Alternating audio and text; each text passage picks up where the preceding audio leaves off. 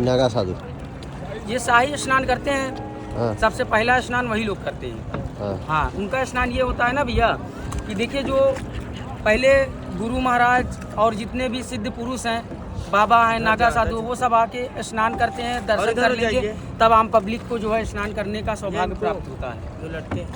आपने जहाँ पे हमने आपको संगम पे स्नान कराया, वो आपका मेन संगम माना गया है।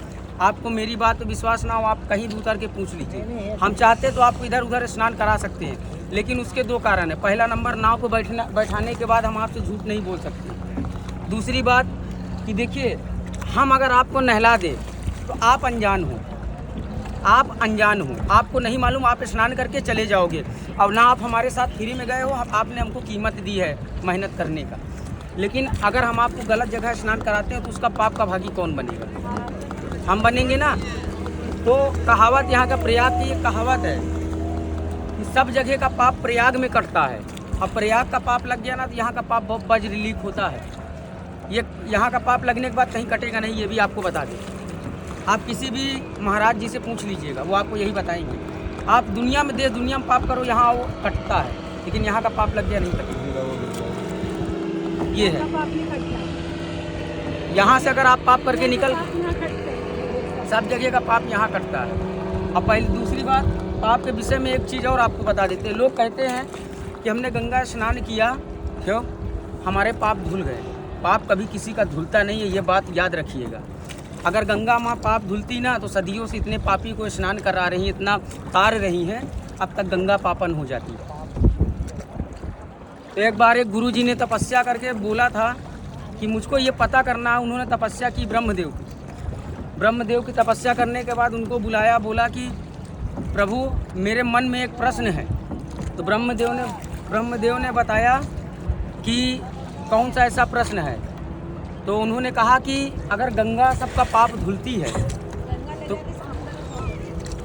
जब मालूम है तो फिर बताने का कोई फ़ायदा नहीं है। नहीं बता दे। हाँ, और क्या, जब मालूम है तो नहीं बताने का कोई फ़ायदा नहीं। जब सब ज्ञान है तो आप खुद। अरे भाई बताओ तो, पूरा वीडियो खराब हो जाएगा। पूरा वीडियो। गंगा माँ ने बोला, ब्रह्मदेव ने गंगा माँ को बुलाया, बोला, गंगे तुम सबका पाप धुलती हो, क्या तुम पापन हो? तो उन्होंने कहा कि नहीं प्रभु, मैं पापन नहीं हूँ। लोग आए मेरे जल में स्नान किए, अपना पाप छोड़े, लेकिन मैं वो पाप को बहा के ले गई, समुद्र में मिला दी। तो समुद्र देव के पास गए। जब समुद्र देव आए तो समुद्र देव से पूछा गया कि आप इतना पाप लेते हो गंगा का, क्या आप पापी हो? तो उन्होंने कहा नहीं, मैं भी पापी नहीं हूँ, मैं आसमान में भेज देता हूँ। तो आसमान से पूछा कि तुम जिसका पाप लेते हो वो सबसे बड़े पापी फिर तुम हुए। तो आसमान क्या बोलता है कि प्रभु, मैं भी पाप नहीं लेता, मैं वही पाप ले जाकर उनके घर के आगे बरस देता हूँ। समझ रहे हैं? तो ये है, आप गंगा स्नान करेंगे, आपकी शरीर हल्की हो जाएगी, भूख लगेगी, ये चीज़ याद रखिएगा।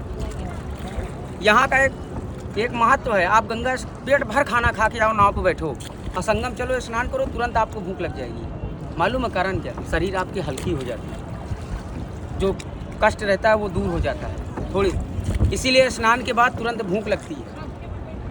यह आपकी परीक्षा है। बाकी लोग मानने को कुछ भी मानने को देखिए, अगर जो विज्ञान के नज़रिए से मानिए तो अलग है, और श्रद्धा के नज़रिए से मानिए सही है। तो ये यहाँ की खासियत है। माँ जी, लोग स्नान करने के बाद विटामिन डी आपको मिल रहा है, परेशान मत होइए। विटामिन डी मिलता नहीं है। आज 15 दिन से यहाँ मिल नहीं रहा था, कितने दिन बाद तो सूर्यदेव ने आँख खोली है। हाँ बाबू जी।